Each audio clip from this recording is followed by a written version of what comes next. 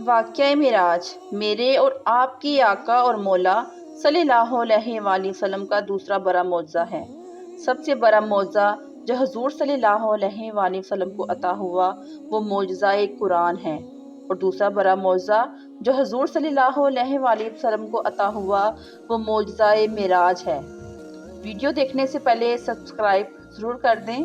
جزاک اللہ خیرہ۔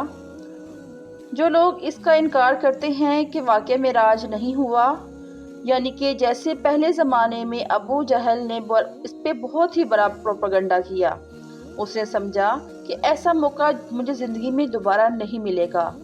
باقاعدہ طور پہ اس نے ایک ڈھولچی بلایا جو مختلف چوکوں میں جا کے ڈھول بجاتا تھا اور لوگ جمع ہو جاتے تھے، اور پھر وہ وہاں پہنچ جاتا، وہاں لوگوں میں گفتگو کرتا تھا کہ یہ نئی بات سنو، یہ کہتے ہیں کہ مسجد حرام سے لے کے مسجد اقصی تک گیا ہوں اور رات کے مختصر حصے میں واپس بھی پلٹ آیا ہوں، بتاؤ تو صحیح یہ بات ماننے میں آتی ہے؟ تو لوگ انکار کرتے تو پھر وہ مذاق اڑاتا۔ ادھر اس کا سامنا حضرت صدیق اکبر رضی اللہ تعالیٰ عنہ سے ہوا، تو یہی سوال اس نے حضرت صدیق اکبر سے کہا کہ کیا تم مانتے ہو کہ کوئی کہے کہ میں رات کے مختصر وقت میں مسجد حرام سے لے کے مسجد اقصی تک گیا ہوں اور واپس بھی پلٹ آیا ہوں؟ تو حضرت صدیق اکبر نے کہا کہ نہیں، ایسا نہیں ہو سکتا، 1 مہینہ جانے میں اور 1 مہینہ واپس آنے میں لگتا ہے، اگر ہاتھ بھی لگا کر آ جائیں تو یہ مختصر وقت میں نہیں ہو سکتا، یہ کم سے کم 2 مہینے لگتے ہیں۔ تو اس کو لگا کہ لوہا گرم ہے، اب چوٹ لگاتے ہیں۔ تو ابو جہل نے کہا کہ یہ تمہارے یار نہیں کہا ہے۔ حضرت ابو بکر صدیق نبی کریم صلی اللہ علیہ وآلہ وسلم کے بہت سچے پکے دوست تھے۔ جب انہوں نے سنا کہ یہ نبی کریم صلی اللہ علیہ وآلہ وسلم نے فرمایا ہے تو وہ کہنے لگے، ان کے الفاظ سنیں، انہوں نے کہا رب کی قسم، ان کے رب کی قسم، اگر انہوں نے کہا ہے تو سچ کہا ہے۔ نبی کریم صلی اللہ علیہ وآلہ وسلم کے معراج کی سب سے پہلی تصدیق حضرت ابو بکر صدیق رضی اللہ تعالیٰ عنہ نے کی تھی۔ میں آپ کو واقعہ معراج تو نہیں سنا رہی، کیونکہ واقعہ معراج بہت ہی افضل اور ایک بہت اللہ کا بہت بڑا معجزہ ہے، کیونکہ ہم عام انسان اس معجزے کے لائق نہیں کہ ہم اس کو بیان بھی کر سکیں۔ اس کی برکات، اس کی رحمتیں اتنی زیادہ ہیں کہ ہم اللہ تعالیٰ سے دعا کر سکتے ہیں کہ میرے مالک ہمیں اس رات میں اپنی عبادت کرنے کی توفیق عطا فرما۔